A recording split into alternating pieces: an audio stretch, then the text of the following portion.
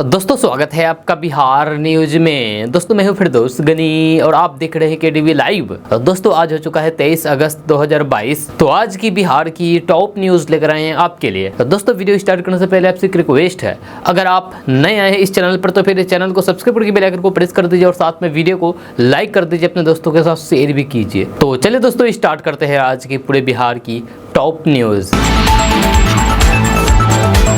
दोस्तों आज बिहार न्यूज में सबसे पहले बात करते हैं कि डिप्टी सीएम के तौर पर अपनी दूसरी पारी शुरू करने वाले तेजस्वी यादव के सामने अब सरकार में आते ही पहली चुनौती आ गई है, जहां अपनी पुरानी मांग को लेकर कि बिहार के जूनियर डॉक्टर हड़ताल पर चले गए हैं। पटना के पीएमसीएच समेत तमाम अस्पतालों में स्वास्थ्य व्यवस्था चरमरा गई है। जूनियर डॉक्टर्स स्टाइपेंड बनाने की मांग को लेकर कि हड़ताल पर गए हैं। जूनियर डॉक्टर्स के हड़ताल पर चले जाने से स्वास्थ्य सेवा बुरी तरीके से प्रभावित हुई है। स्वास्थ्य महकमे की जिम्मेदारी संभाल रहे डिप्टी सीएम तेजस्वी यादव के लिए ये सरकार में आने के बाद सबसे पहली चुनौती बनी हुई है। स्वास्थ्य महकमे की जिम्मेदारी संभाल रहे डिप्टी सीएम तेजस्वी यादव के लिए ये सरकार में आने के बाद सबसे पहली चुनौती है और बड़ी चुनौती है। जूनियर डॉक्टर्स को बिहार में सरकारी स्वास्थ्य व्यवस्था की रीढ़ माना जाता है। पीएमसीएच समेत सरकारी मेडिकल कॉलेजों में जूनियर डॉक्टर से इलाज की कमान संभाल रहे हैं। इसके हड़ताल पर चले जाने से ओपीडी सेवा पर बुरी तरीके से असर पड़ा है। डॉक्टरों की हड़ताल पर सबसे ज्यादा खामियाजा मरीजों को भुगतना पड़ रहा है। जूनियर डॉक्टर्स लगातार अपनी स्टाइपेंड बढ़ाने की मांग कर रहे थे, लेकिन बिहार में सरकार बदल गई। इसके बावजूद भी उनकी मांग पर कोई विचार नहीं होता दिख रहा है। आखिरकार एक बार फिर से वे हड़ताल पर चले गए हैं और सरकार की टेंशन बढ़ा दी है। दोस्तों बात करते हैं कि आरजेडी सुप्रीमो लालू प्रसाद यादव लंबे समय से बीमार है। लालू प्रसाद यादव की किडनी खराब हो गई है। परिवार में अब सहमति बन गई है कि उन्हें किडनी ट्रांसप्लांट के लिए सिंगापुर ले जाया जाएगा। लालू की बेटी रोहिणी आचार्य सिंगापुर में ही है। सीबीआई की अदालत ने उन्हें सिंगापुर जाने के लिए पासपोर्ट रिन्यू कराने की इजाजत दे दी है। अगर सब कुछ सामान्य रहा तो फिर लालू यादव सितंबर में सिंगापुर ले जा सकते हैं। लालू प्रसाद यादव अभी पटना में अपने आवास में है, जब बीते दिनों पटना आवास में गिर जाने के कारण उनकी हालात गंभीर हो गई थी। इसके बाद उन्हें इलाज के लिए दिल्ली के एम्स में भेजा गया था, जहाँ इलाज के बाद अब वे वापस लौट आए हैं। हालांकि उन्हें किडनी और हृदय रोग यानी कि दिल की रोग सहित अन्य बीमारी है। लालू बीते कुछ सालों से कई बीमारियों से परेशान हैं। उन्हें डायबिटीज, ब्लड प्रेशर, हृदय रोग, मस्तिष्क संबंधित बीमारी, प्रोस्टेट रोग तो है ही, उनका यूरिक एसिड भी बढ़ा रहता है। उन्हें रक्त की बीमारी भी है यानी कि खून की बीमारी है, आंख में परेशानी है। लालू की किडनी खराब है।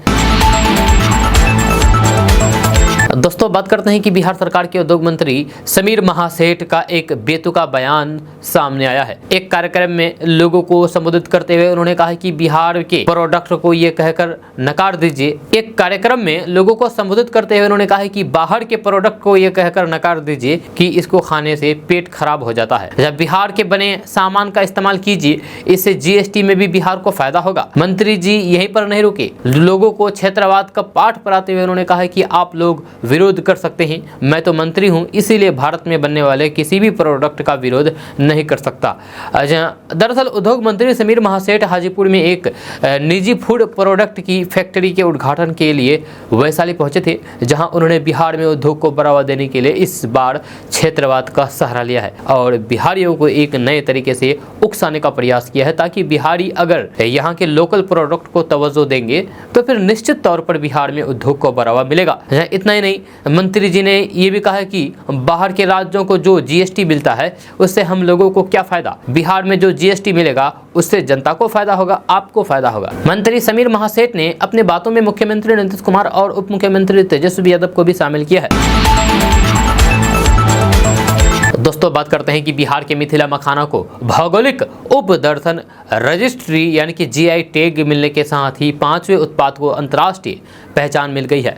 जहाँ इससे पहले 2016 में भागलपुर का जर्दालू आम, कतरनी धान, नवादा के मघई पान और मुजफ्फरपुर के शाही लीची को जीआई टैग मिल चुका है। देश में 80% मखाना का उत्पादन बिहार में ही होता है, सबसे ज़्यादा मिथिला में, इसीलिए मखाना फसल का भौगोलिक सूचक में मिथिला मखाना के नाम से प्रस्तावित किया गया था।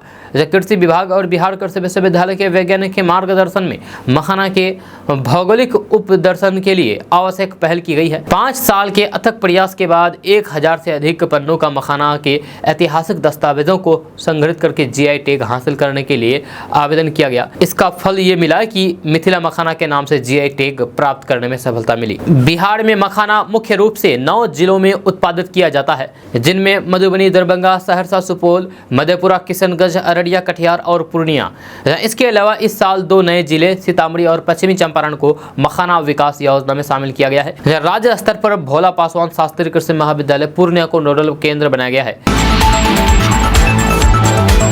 दोस्तों, बात करते हैं कि बिहार में जमीन कब्जा किए लोगों के लिए बुरी खबर है। सरकार के नए प्लान से जमीन खाली करनी होगी।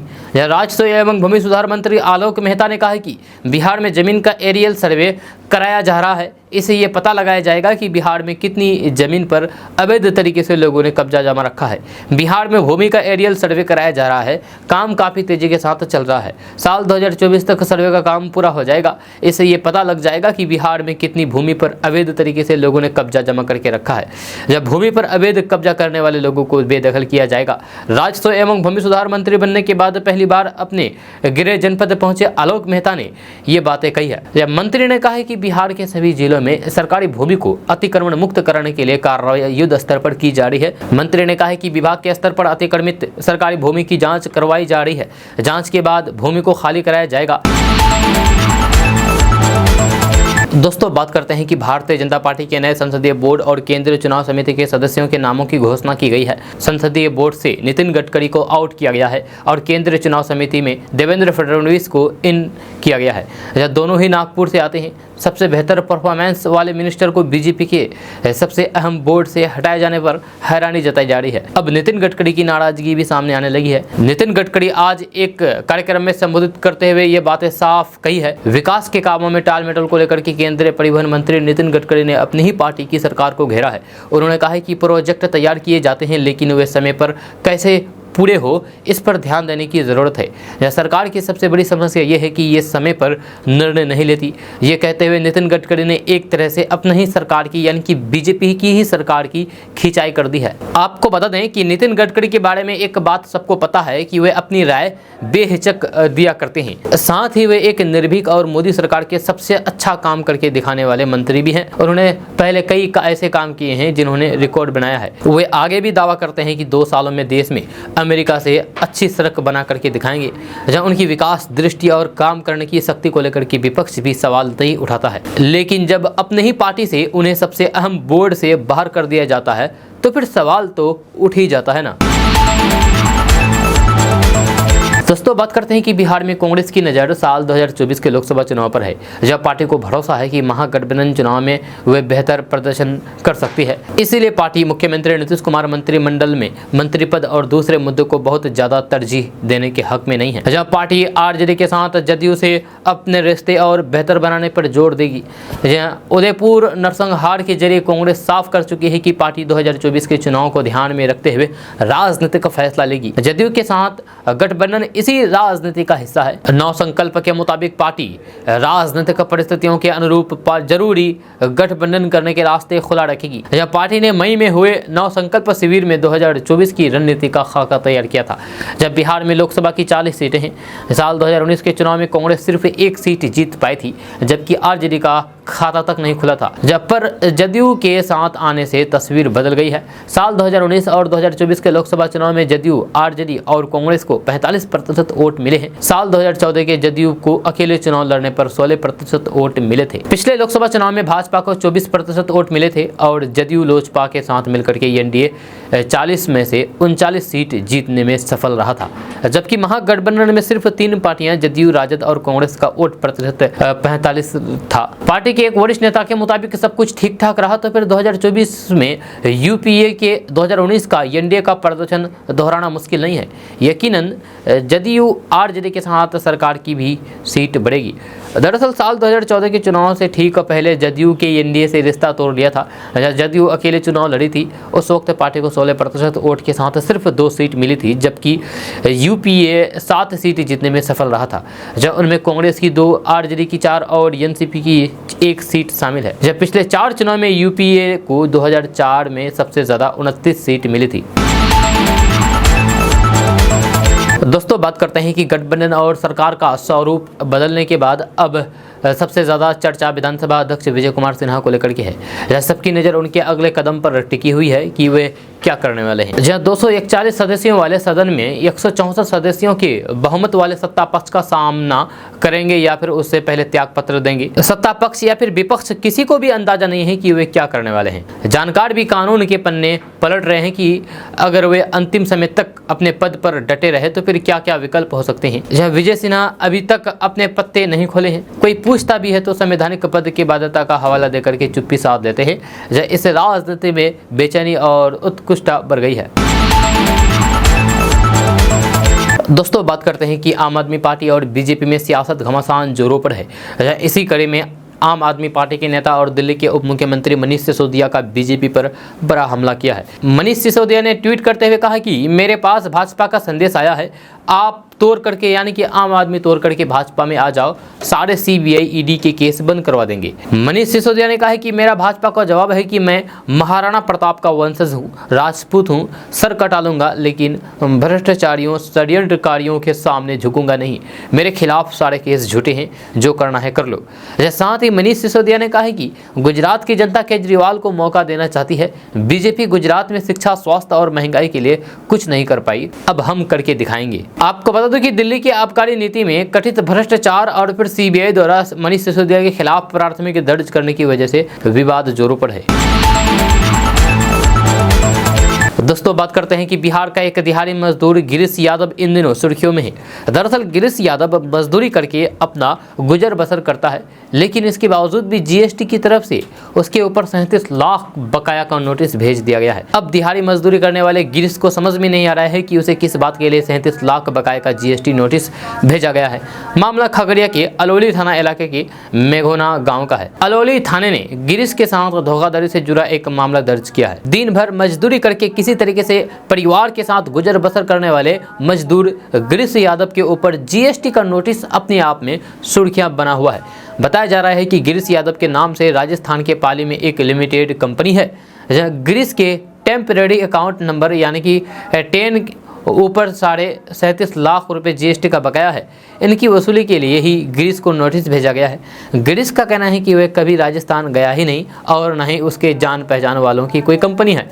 शुरुआती दौर से ही ये मामला पूरी तरीके से फर्जीवाड़े नजर आ रहा है। आशंका जताई जा रही है कि गिरीश के डॉक्यूमेंट्स का इस्तेमाल करके किसी ने फर्जी कंपनी खोली और लाखों की टैक्स चोरी को अंजाम दिया। इस पूरे घटनाक्रम के सामने आने के बाद खगड़िया के डीएम डॉक्टर आलोक रंजन घोष ने कहा कि ये मामला इनपुट सब्सिडी क्रेडिट का है और संभावना है कि सामान के लेन देन में मजदूर के पैन कार्ड का इस्तेमाल किया गया। इस मामले में गिरीश को अब राजस्थान के पाली जाकर के सेल टैक्स डिपार्टमेंट के पास पक्ष रखना होगा। बिहार में दिहाड़ी मजदूरी करने वाले गिरीश के लिए ये एक बड़ी मुसीबत है। ऐसे में ये सवाल भी उठने लगा है कि क्या वाकई गब्बर सिंह टैक्स है। दोस्तों बात करते हैं कि बिहार में नौकरी की तलाश कर रहे युवाओं के लिए अच्छी खबर सामने आ रही है। ताजा रिपोर्ट्स के मुताबिक बिहार के पटना, पूर्णिया, समस्तीपुर समेत सभी जिलों में 3900 से ज्यादा पदों पर भर्तियां होने वाली है। ये भर्तियां भारतीय डाक विभाग के द्वारा की जाएगी। इसको लेकर के डाक विभाग के आधिकारिक वेबसाइट पोर्टल पर नोटिफिकेशन जारी कर दिया गया है, जहाँ इसमें कुल 1851 पद भरे जाएंगे। इन पदों पर आवेदन करने के लिए उम्मीदवारों की योग्यता किसी मान्यता प्राप्त संस्थान से कम 10वीं पास होनी चाहिए। आयु सीमा के बारे में बात किया जाए तो आवेदन करने के लिए उम्मीदवारों की आयु सीमा कम से कम 18 साल एवं अधिक से अधिक 35 साल होनी चाहिए। आयु में नियमानुसार छूट मिलेगी। चयन प्रक्रिया के बारे में बात किया जाए तो आपको बता दें कि भारतीय डाक विभाग के इन पदों पर उम्मीदवारों का चयन मेरिट के आधार पर होगा। जहां आवेदन प्रक्रिया के बारे में बात किया जाए तो इच्छुक और योग्य उम्मीदवार भारतीय डाक विभाग की आधिकारिक वेबसाइट पोर्टल पर जाकर के आवेदन कर सकेंगे। आवेदन तिथि के बारे में बात किया जाए तो आपको बता दें कि भर्ती का नोटिफिकेशन 11 अगस्त को ही जारी किया गया है, लेकिन आवेदन अभी शुरू नहीं हुई है। पूरी जानकारी के लिए डाक की वेबसाइट पर आप विजिट करें, वहीं से आप पता कर सकते हैं। दोस्तों बात करते हैं कि बिहार में रहने वाले लोगों के लिए अच्छी खबर सामने आ रही है। ताजा रिपोर्ट्स के मुताबिक आज बिहार के पूर्णिया, भागलपुर, मुजफ्फरपुर समेत 13 जिलों में पेट्रोल डीजल सस्ता हो गया है। हालांकि 12 जिलों में पेट्रोल डीजल की कीमतों में मामूली सी तेजी देखने को मिली है। खबर के अनुसार आज भागलपुर, मुजफ्फरपुर, बांका, अरवल, नवादा, पूर्णिया, रोहतास, सहरसा, सीतामढ़ी में पेट्रोल डीजल की कीमतों में गिरावट आई है, जबकि गोपालगंज, मधुबनी, गया, पटना, औरंगाबाद, समस्तीपुर, सारण में पेट्रोल डीजल महंगा हुआ है। आपको बता दें कि तेल कंपनियां हर दिन सुबह के समय पेट्रोल डीजल का रेट जारी करती है, उसी नए रेट के तहत बिहार के अलग अलग जिलों में पेट्रोल डीजल की बिक्री की जाती है। दोस्तों बात करते हैं कि बिहार में रहने वाले लोगों के लिए बड़ी खबर सामने आ रही है। ताजा रिपोर्ट्स के मुताबिक मौसम विभाग ने बिहार के पटना, बेगूसराय, भागलपुर, बांका समेत 18 जिलों में वज्रपात का अलर्ट जारी किया है, जहां अगले 24 घंटे के अंदर इन जिलों में भारी बारिश के साथ वज्रपात होने की संभावना जताई है। मौसम विभाग के अनुसार पटना, भागलपुर, बेगूसराय, बांका, लखीसराय, जमुई, मुंगेर, खगड़िया, बक्सर, भोजपुर, रोहतास, भभुआ, औरंगाबाद, अरवल, गया, शेखपुरा और नवादा में 1-2 स्थान पर बारिश और मेघ गर्जन की आशंका नजर आ रही है। आपको बता दें कि पटना समेत बिहार के अधिकांश हिस्सों में आज और कल बिहार के कई जिलों में बारिश होने की संभावना दिखाई दे रही है, जिसे देखते हुए लोगों को अलर्ट जारी किया गया है। मौसम विभाग ने लोगों से अपील करते हुए कहा है कि खराब मौसम के दौरान लोग घर से बाहर बिल्कुल भी ना निकले, साथ ही साथ बड़े बड़े पेड़ पौधे और फिर बिजली के खंभे से दूर रहें, ताकि वज्रपात के कारण लोगों को किसी तरीके की परेशानी का सामना न करना पड़े। दोस्तों बात करते हैं कि बिहार में बिजली इस्तेमाल करने वाले लोगों के लिए अच्छी खबर सामने आ रही है। ताज़ा रिपोर्ट्स के मुताबिक बिहार के पटना, मुजफ्फरपुर, भागलपुर समेत सभी जिलों में 5G स्मार्ट प्रीपेड मीटर लगाए जाएंगे। इसको लेकर के बिजली कंपनियों के द्वारा तैयारियां की जा रही है। खबर के अनुसार बिहार कैबिनेट की मंजूरी के बाद संपूर्ण बिहार में स्मार्ट प्रीपेड मीटर लगाए जाने को लेकर के तेजी के साथ काम चल रहा है। अभी केंद्र सरकार की एजेंसी ESL द्वारा पटना, मुजफ्फरपुर के कई इलाकों में स्मार्ट प्रीपेड मीटर लगाए गए हैं, लेकिन अब नई एजेंसियों के द्वारा जो भी प्रीपेड मीटर लगाए जाएंगे उन्हें 5G तकनीक उपलब्ध कराने वाली टेलीकॉम कंपनियों की सेवा लेनी होगी। यानी कि बिहार में अब लगने वाले smart prepaid meter 5G smart prepaid meter होंगे। आपको बता दें कि 5G स्मार्ट प्रीपेड मीटर लगने से उपभोक्ताओं को रिचार्ज करने के बाद तुरंत बिजली की सप्लाई होगी। ये तकनीक 4G की तुलना में अधिक स्पीड वाला होगा, इससे उपभोक्ताओं को किसी तरीके की परेशानी का सामना नहीं करना पड़ेगा। दोस्तों बात करते हैं कि पटना, गया, जहानाबाद में घर मकान बनाने वाले लोगों के लिए बड़ी खबर सामने आ रही है। ताज़ा रिपोर्ट के मुताबिक बिहार के इन शहरों में ईंट के दामों में बेतहाशा वृद्धि देखने को मिल रही है। इसका सीधा सा असर घर मकान बनाने वाले लोगों पर पड़ रहा है। एक रिपोर्ट के अनुसार ईंट के दाम पर विभाग का नियंत्रण नहीं होने के कारण भट्टा संचालक मनमाने तरीके से ईंट के दामों में वृद्धि कर रहे हैं। जिस ईंट की कीमत 9,000 रुपये में 1500 ईंट होती थी, उसकी कीमत अब 15,000 में 1500 ईंट हो गई है। राजधानी पटना में एक साल के अंदर ईंट के दामों में 1.5 गुना से भी ज़्यादा का इजाफा हो गया है। वहीं गया और जहानाबाद में भी ईंट के दाम लगातार बढ़ रहे हैं। वहीं बालू और गिट्टी की कीमतों में भी बढ़ोतरी होने से घर मकान बनाने वाले लोगों की परेशानी बढ़ गई है। आपको बता दें कि गया और जहानाबाद में वर्तमान समय में 15 से 16,000 रुपये में 1500 ईंट मिल रही है, जबकि पटना में 15 से 18,000 रुपये में 1500 ईंट मिल रही है। ईंट की कीमतों में वृद्धि होने से लोगों को ईंट की खरीदारी करने में पसीना छूट रहा है। दोस्तों अब बात करते हैं कि बिहार में खेती करने वाले किसानों के लिए अच्छी खबर सामने आ रही है। ताज़ा रिपोर्ट्स के मुताबिक बिहार सरकार भागलपुर, नालंदा, समस्तीपुर समेत बिहार की यानी कि पूरे बिहार के किसानों को फसलों की 2 सिंचाई के लिए 1500 रुपये का लाभ देगी। खबर के अनुसार बिहार के वैसे किसान जो धान और मक्का की खेती करते हैं, उन सभी किसानों को सरकार के द्वारा 1 सिंचाई के लिए 750 रुपये, 2 सिंचाई के लिए 1500 रुपये और अधिकतम 3 सिंचाई के लिए 2250 रुपये का अनुदान दिया जाएगा। आपको बता दें कि धान, मक्का और बाकी खरीफ फसलों के अंतर्गत दलहनी, तिलहनी, मौसमी सब्जी, औषधीय एवं सुगंधित पौधों की खेती करने वाले किसानों को भी इसका लाभ दिया जाएगा। इसके लिए किसान ऑनलाइन के द्वारा आवेदन कर सकते हैं। आवेदन करने के लिए दस्तावेजों के बारे में अगर बात किया जाए तो किसानों के पास आधार कार्ड, डीजल विक्रेता की रसीद, बैंक अकाउंट, कृषि प्रमाण पत्र, passport size photo, mobile number, आवास प्रमाण पत्र आदि होना चाहिए। आप आवेदन कैसे करें ये भी आपको बता दें। इस योजना का लाभ लेने के लिए किसान वेबसाइट www.dbtagriculture.bihar.gov.in पर जाकर दिए गए दिशा निर्देशों को अच्छी तरीके से पढ़ें और ऑनलाइन के द्वारा आवेदन की प्रक्रिया को समय से पहले पूरा करें। दोस्तों बात करते हैं कि बिहार की राजधानी पटना से बड़ी खबर सामने आ रही है। ताज़ा रिपोर्ट्स के मुताबिक रेलवे ने पटना जंक्शन पर टिकट चेकिंग अभियान चलाया है। इस दौरान बिना टिकट की यात्रा करने वाले 307 यात्रियों को पकड़ा गया है तथा 255 यात्रियों से जुर्माना वसूला गया है। दरअसल पटना जंक्शन पर आए दिन बिना टिकट के कई लोग यात्रा करते हैं। इसी को ध्यान में रखते हुए न्यायिक दंडाधिकारी रेलवे पटना के नेतृत्व में पटना जंक्शन पर अलग अलग ट्रेनों में सघन टिकट जाँच की गई है। इस दौरान काफ़ी संख्या में लोग बिना टिकट के पाए गए हैं। आपको बता दूं कि इस टिकट चेकिंग अभियान के दौरान रेलवे ने यात्रियों से 1,65,570 रुपये वसूली है। जब वही जिन यात्रियों ने जुर्माना नहीं दिया है उन यात्रियों को रेलवे मजिस्ट्रेट के समक्ष पेश किया गया और उन पर 24,100 रुपये जुर्माना लगाया गया। दोस्तों बात करते हैं कि बिहार में नई सरकार के गठन के बाद आज पहली बार शिक्षक अभ्यर्थियों का प्रदर्शन देखने को मिल रहा है। जब पटना की सड़क पर शिक्षक अभ्यर्थी उतरे हैं और 7वें चरण की नियोजन प्रक्रिया के दौरान खुद को दूर रखे जाने से नाराज अभ्यर्थियों ने प्रदर्शन किया है। शिक्षक अभ्यर्थियों की डिमांड है कि 7वें चरण की नियोजन प्रक्रिया से जो अभ्यर्थी वंचित रह गए हैं उन्हें शामिल किया जाए। बड़ी संख्या में आज शिक्षक अभ्यर्थी पटना के डाक बंगला चौराहे पहुंचे और वहां प्रदर्शन किया। इस प्रदर्शन को देखते हुए भारी तादाद में पुलिस बल की तैनाती की गई। सीटीईटी और बीटीईटी के अभ्यर्थियों का आरोप है कि सरकार उनकी नहीं सुन रही है। जब पिछले 22 दिनों से पटना के गर्दनी बाग में उनका धरना प्रदर्शन चलता रहा लेकिन सरकार ने सुध नहीं ली। अब वे सड़क पर उतर करके प्रदर्शन कर रहे हैं। शिक्षा के अभ्यर्थियों ने इस मामले में शिक्षा मंत्री से तत्काल हस्तक्षेप करने की मांग की है। उनका कहना है कि बिहार के नए शिक्षा मंत्री को हमारी सुध लेनी चाहिए। शिक्षक अभ्यर्थी 7वें चरण के लिए प्रारंभिक विज्ञप्ति की मांग कर रहे हैं। शिक्षक अभ्यर्थियों में शामिल कई युवाओं का कहना है कि हम सालों से अपने नियोजन का इंतजार कर रहे हैं। एसटीईटी और सीटीईटी जैसे परीक्षा को पास करने के बावजूद भी नियोजन प्रक्रिया में उन्हें मौका नहीं मिल पा रहा है। सरकार को इस तरफ ध्यान देना चाहिए। दोस्तों बात करते हैं कि जनता दल यूनाइटेड यानी कि जेडीयू के वरिष्ठ नेता और बिहार के वित्त मंत्री विजय कुमार चौधरी ने दावा किया है कि बिहार में महागठबंधन के स्वरूप से स्पष्ट है कि साल 2024 में होने वाले लोकसभा चुनाव में बीजेपी का बिहार से सफाया हो जाएगा। विजय कुमार चौधरी रविवार को पत्रकारों से बात करते हुए कहा कि बिहार में बनी महागठबंधन की से भाजपा को अपने बुरे दिन नजर आने लगे हैं। उन्होंने कहा कि जनता दल यूनाइटेड एवं राष्ट्रीय जनता दल समेत महागठबंधन के अन्य घटक दलों ने संकल्प लिया है कि बिहार से भाजपा को उखाड़ फेंकना है।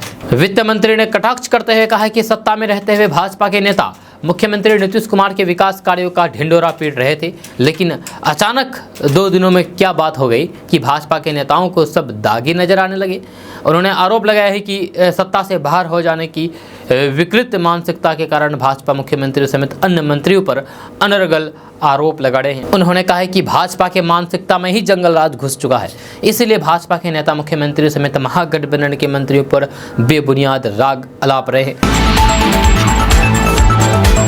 दोस्तों बात करते हैं कि रविवार को मुख्यमंत्री नीतीश कुमार की कारकेड की गाड़ियों पर पथराव हुआ। जिस वक्त कारकेड पर पथराव हुआ उस दौरान सीएम नीतीश कुमार वहां मौजूद नहीं थे।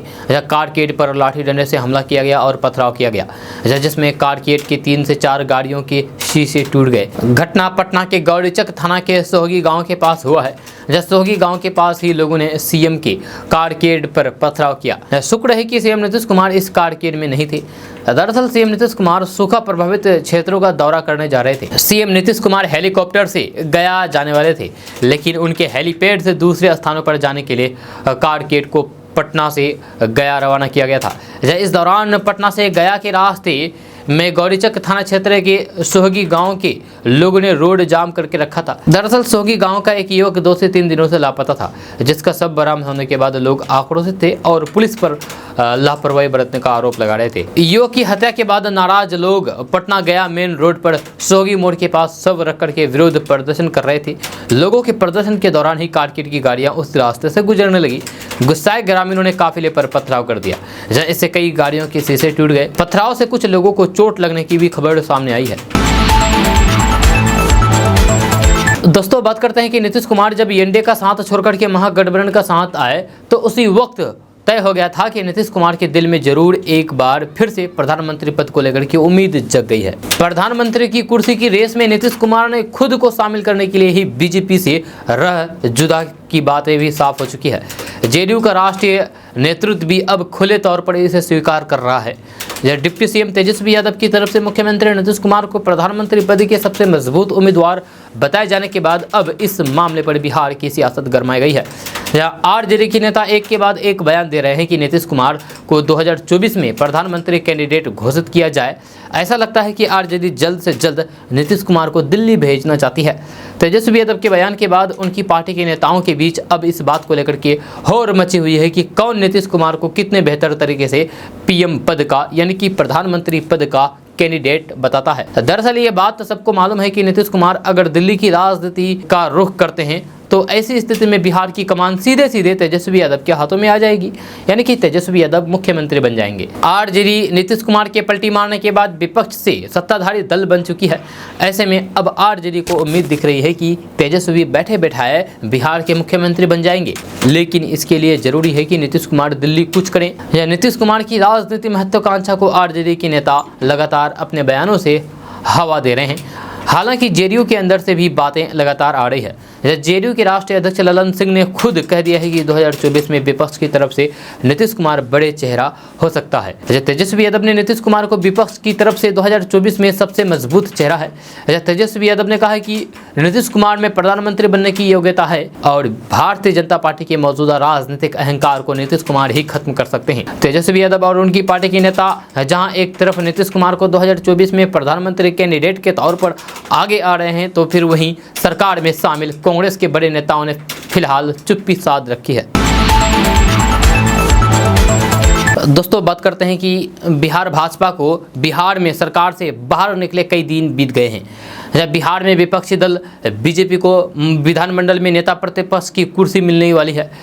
इसी बीच बीजेपी में दोनों सीटों पर कई नामों को लेकर के चर्चा चल रही है। जब मंगलवार को यानी कि आज होने वाले बैठक में इन नामों में से किसी एक पर अंतिम मुहर लगाई जाएगी। कयास ये लगाए जा रहे हैं कि बीजेपी इन दोनों पदों को अपने पुराने और वरिष्ठ नेता को दायित्व देने पर विचार कर रहे हैं। जानकारी के मुताबिक आज 23 अगस्त को बीजेपी विधानमंडल दल की बैठक बुलाई गई है। इस बैठक में सारे विधायकों विधान पार्षदों को शामिल किया होना है। इस बैठक में भारतीय जनता पार्टी की ओर से विधानसभा में नेता विपक्ष और विधान परिषद में नेता प्रतिपक्ष के नाम को चुन करके उनके नाम पर मोहर लगाई जाएगी। भारतीय जनता पार्टी सूत्रों का कहना है कि भारतीय जनता पार्टी विपक्ष के नेता के जरिए सामाजिक समीकरण दुरुस्त करने का मन बनाए हुए है। भारतीय जनता पार्टी को नजदीक से जानने वाले मानते हैं कि भारतीय जनता पार्टी विधानसभा अध्यक्ष विजय कुमार सिन्हा को इस पद पर बैठा सकती है। वैसे सिन्हा ने अभी तक विधानसभा अध्यक्ष के पद से इस्तीफा नहीं दिया है, लेकिन कहा जा रहा है कि उनका हटना तय है। दोस्तों बात करते हैं कि निजी घरों की छत पर सोलर पावर प्लांट लगाने को लेकर के ऑनलाइन आवेदन की प्रक्रिया शुरू हो गई है। उपभोक्ता सीधे अपनी बिजली company south Bihar power distribution या फिर north Bihar power distribution company की आधिकारिक वेबसाइट पर उपलब्ध लिंक की मदद से आवेदन कर सकेंगे। भारत सरकार के नवीन और नवीनीकरण ऊर्जा मंत्रालय ने आवेदन के लिए अलग से national portal for rooftop solar तैयार किया है। बिजली कंपनी की वेबसाइट पर उपभोक्ता संख्या डालते ही आवेदन की प्रक्रिया शुरू हो जाएगी। आवश्यक लोड, तस्वीर, पहचान पत्र और बिजली बिल अपलोड करके 500 रुपये आवेदन शुल्क जमा करके उनका आवेदन प्रोसेस में आ जाएगा। आगे की प्रक्रिया के लिए उनको बिजली कंपनी में सूचीबद्ध वेंडरों में से किसी एक का चयन करना होगा। फिर एजेंसी द्वारा स्थल निरीक्षण करके सोलर पावर प्लांट लगाने की मंजूरी दी जाएगी। जब पूरी प्रक्रिया को वेबसाइट पर ट्रैक किया जा सकेगा। कोई भी व्यक्ति अपने निजी परिसर में यानी कि अपने घर के छत पर 1 से 10 किलोवाट जबकि हाउसिंग सोसाइटी में 500 किलोवाट क्षमता तक का सोलर पावर प्लांट लगवा सकते हैं। जब 3 किलोवाट तक सोलर पावर प्लांट लगवाने पर 65% जबकि उससे अधिक क्षमता के सोलर पावर प्लांट लगाने पर 45% सरकारी अनुदान मिलेगा। चयनित वेंडर के द्वारा 5 सालों तक लगाए गए रूफटॉप का रखरखाव किया जाएगा। वैसे सोलर पैनल सामान्य 25 वर्षों तक कार्य करता है। दोस्तों बात करते हैं कि सुशासन की सरकार के बीच बिहार में पुलिस के बड़े बड़े दावे हैं, लेकिन हकीकत यह है कि आम लोगों को तो छोड़ दीजिए, भगवान को भी पुलिस सुरक्षा नहीं मुहैया करा पा रही है। यह मामला बक्सर जिले से सामने आया है। बक्सर के राम रेखा घाट में स्थित रामेश्वर मंदिर में चोरी की बड़ी वारदात हुई है। चोरों ने मंदिर में दुर्गा और पार्वती की प्रतिमा का आंख चुराने के साथ साथ दान पेटी भी उड़ा ली है। घटना बक्सर टाउन थाना से महज आधा किलोमीटर की दूरी पर है। जब मंदिर में चोरी की घटना की जानकारी तब हुई जब सुबह सवेरे मंदिर की पुजारी ताला खोल करके अंदर आए। मंदिर के अंदर रखी दान पेटी टूटी पड़ी हुई थी। जब पुजारी ने ध्यान से देखा तो फिर देवी दुर्गा और पार्वती की प्रतिमा की सोने की आंख भी गायब थी। पुजारी ने तत्काल इसकी जानकारी समिति को दे दी। सूचना मिलने के बाद मंदिर समिति के बीच भी हरकंप मच गया। इस चोरी की पूरी वारदात सीसीटीवी कैमरे में कैद हो गई है। यह घटना को चोरों ने सुबह 3 से 4 बजे के बीच अंजाम दिया है। सीसीटीवी फुटेज से साफ पता चलता है कि एक चोर ताला तोड़ने वाले और औजार के साथ मंदिर में प्रवेश करता है और दान पेटी तोड़ने के बाद बगल में दुर्गा और पार्वती की प्रतिमा से सोने की आंख भी चुरा लेता है। इसके बाद मुख्य मंदिर का भी दरवाजा तोड़ने का प्रयास किया जाता है, लेकिन दरवाजा नहीं टूटने पर दान पेटी जिसमें बड़ी रकम होने की उम्मीद है और सोने की आंख लेकर के चोर फरार हो गए। दोस्तों बात करते हैं कि बिहार में सत्ता परिवर्तन होने के साथ ही नीतीश सरकार आरजेडी सुप्रीमो लालू प्रसाद यादव के गांव और इलाके पर मेहरबान होती दिख रही है। दरअसल बिहार के कला संस्कृति एवं युवा विभाग के मंत्री जितेंद्र राय ने गोपालगंज में 2 जगह स्टेडियम बनाने की घोषणा की है। इसमें एक स्टेडियम राजद सुप्रीमो लालू प्रसाद यादव के पैतृक प्रखंड फुलवड़िया में भी बनेगा, जो कि 300 मीटर का होगा। इस स्टेडियम के अलावा बैकुंठपुर में 400 मीटर का स्टेडियम बनाने के लिए योजना बनाई गई है। मंत्री जितेंद्र राय ने इस बात की घोषणा करते हुए कहा है कि दोनों जगह स्टेडियम बनाने के लिए जमीन को उपलब्ध कराने के लिए जिला प्रशासन को निर्देश दिया गया है। मंत्री जितेंद्र राय ने बताया है कि बिहार सरकार की कला संस्कृति एवं युवा विभाग 29 अगस्त को खेल कैलेंडर जारी करने जा रहा है। मंत्री जितेंद्र राय ने कहा कि बिहार के खेल कैलेंडर में गोपालगंज जिला को भी शामिल किया जाएगा ताकि यहाँ के बच्चे खेल में हिस्सा लेकर के आगे बढ़ सके। उन्होंने कहा कि सरकार खेल कैलेंडर को जारी करने के लिए तैयारी पूरी कर चुकी है।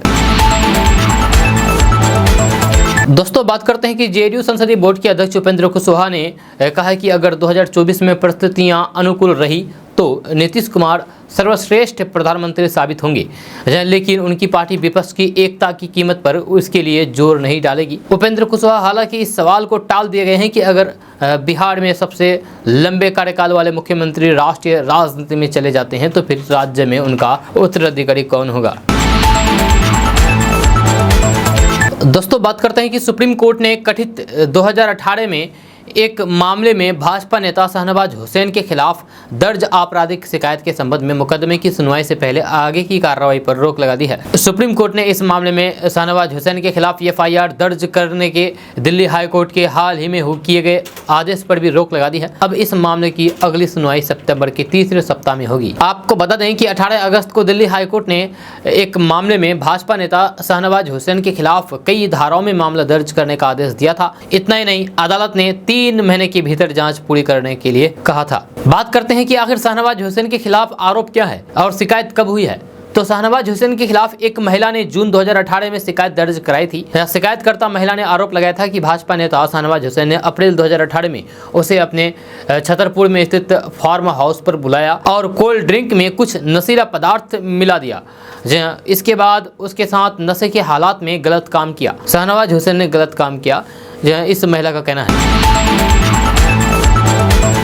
दोस्तों बात करते हैं कि शिक्षक भर्ती को लेकर के 10 दिन पुरानी बिहार की नई महागठबंधन की सरकार को शिक्षक अभ्यर्थियों के सैलाब का सामना करना पड़ा है। जहां आज पटना में हजारों की संख्या में टीचर अभ्यर्थी प्रदर्शन के लिए सड़क पर उतर गए।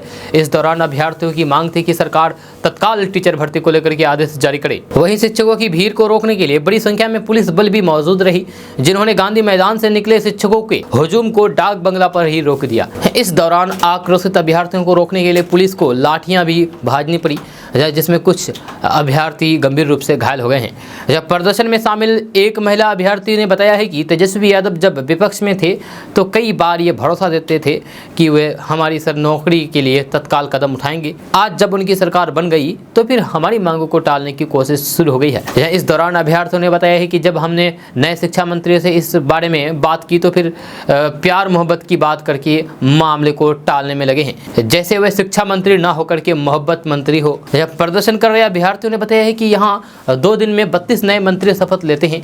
जब पुरानी सरकार बदल जाती है, लेकिन जब हमने नए शिक्षा मंत्री से अपनी नौकरी की मांग की तो फिर शिक्षा मंत्री ने 2024 तक इंतजार करने के लिए कहा गया। टीचर अभ्यर्थियों ने अब तक कई बार विरोध प्रदर्शन किया है, लेकिन पहली बार नीतीश कुमार के लिए अभ्यर्थियों ने बद्दुआ देते हुए उनके मरने की कामना तक की है, ताकि इस समस्या का हमेशा के लिए अंत हो सके। दोस्तों आज का न्यूज़ बस ये तो कैसा लगा जरूर अपना सुझाव दीजिएगा नीचे कमेंट बॉक्स में कमेंट करके। अगर आप नए आए हैं इस चैनल पर तो फिर चैनल को सब्सक्राइब करके बेल आइकन को प्रेस कर दीजिए और साथ में वीडियो को लाइक कर दीजिए, अपने दोस्तों के साथ शेयर भी कीजिए।